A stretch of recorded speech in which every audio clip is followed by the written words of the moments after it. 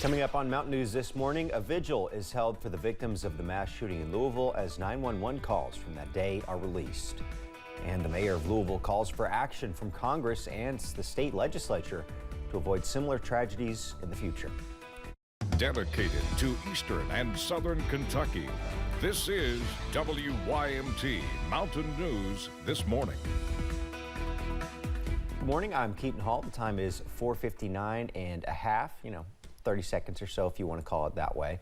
The nice weather, it's been nice, but it seems like that might be coming to an end. Brandon, is that the case? Not today, but yes, it's on the way here pretty soon. As a matter of fact, maybe as early as tonight going into tomorrow. But yes, unfortunately, our nice weather is coming to an end. But we got one more day of it. All right, Buffalo Mountain first this morning. Our new camera up there looking through the trees, and you can see it's pretty quiet up there to start our day. 45 up there. Quite a few sensors out this morning. I'm not sure why. We've got Prestonsburg, Pikeville, Harlan, Middlesboro, and Somerset all down. Those are all airport sensors, so maybe some kind of data glitch or power outages. I don't know. But anyway, they're offline. 60 right now is the warm spot in Jackson.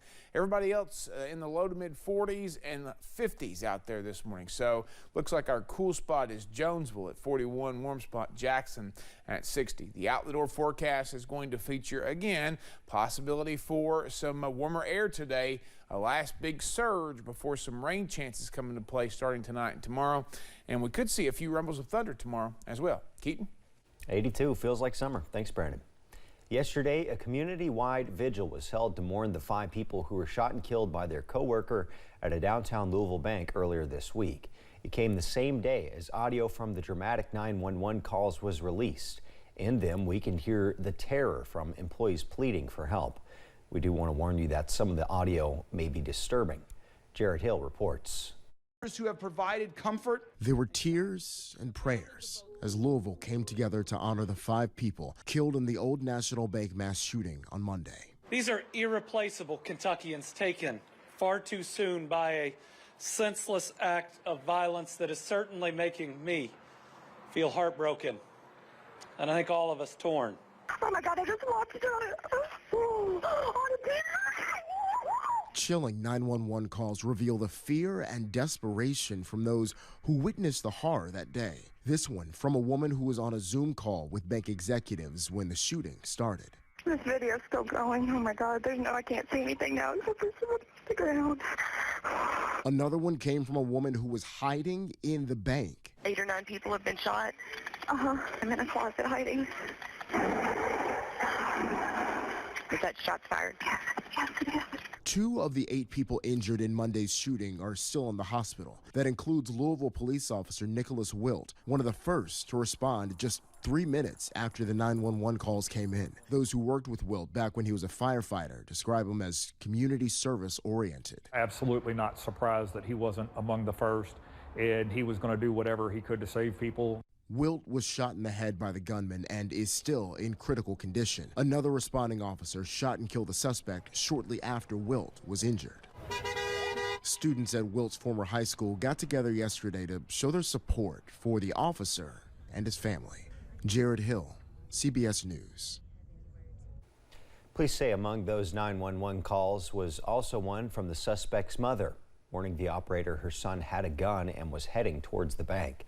She was pleading for help while insisting, quote, he's never hurt anyone, he's a good kid, end quote. Officials say by the time her call came in, her son was already at the bank. Investigators say Connor Sturgeon legally purchased the weapon used in the shooting from a local gun dealer last week. That purchase was made on April 4th, just 6 days before his deadly rampage. The Louisville Metro Police Department did not reveal the name of the vendor who sold him the gun. The Louisville mayor says after Monday's tragedy, 40 people have been shot and killed in the city this year. He's calling on members of Congress and the state legislature to begin to bring about some type of change. These 5 victims should not be dead, just like everyone else who is killed by gun violence in our city, in our country, should not be dead. And so while there is a spirit of compassion and a spirit of coming together, and we are going to unite as a community stronger than other and share love and support for one another, I'm also hopeful that we are taking action. Under state law, Louisville is not allowed to destroy illegal weapons that are confiscated. Mayor Greenberg says that needs to be changed.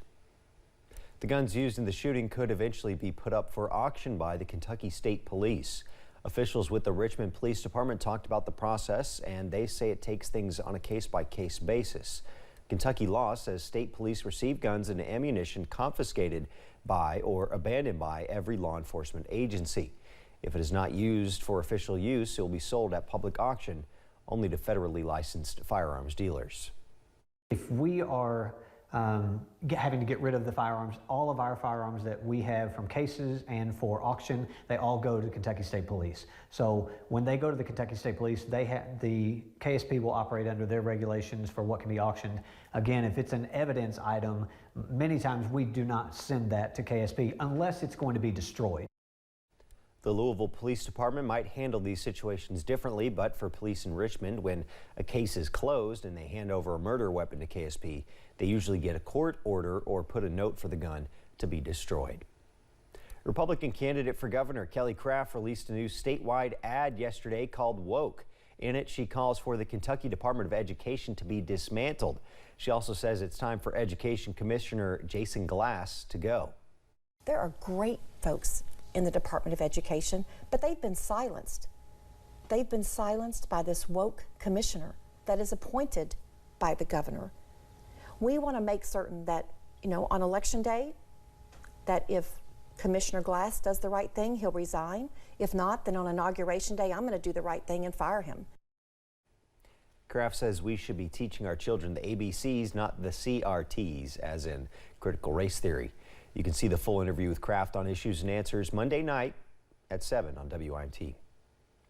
Kentucky Education Commissioner Jason Glass responded to the ad. He told the Courier-Journal, quote, "Someone needs to tell Kelly Craft that the governor in Kentucky does not have the authority to dismantle the Department of Education," end quote. Glass said the department is focused on improving education in a fast-moving global economy. He also said Kentuckians should consider what effect, quote, attention-seeking politicians are having on what he called the educator workforce crisis. Well, thanks for getting your day started with us here on Mountain News this morning. Coming up on Mountain News this morning, days of heavy rain causes big issues in the southern part of the Sunshine State as flooding turns roads into rivers. And while the weather should cooperate for most of today, the rain chances return tonight and for the weekend. I have the latest on what we're expecting in about 3 minutes.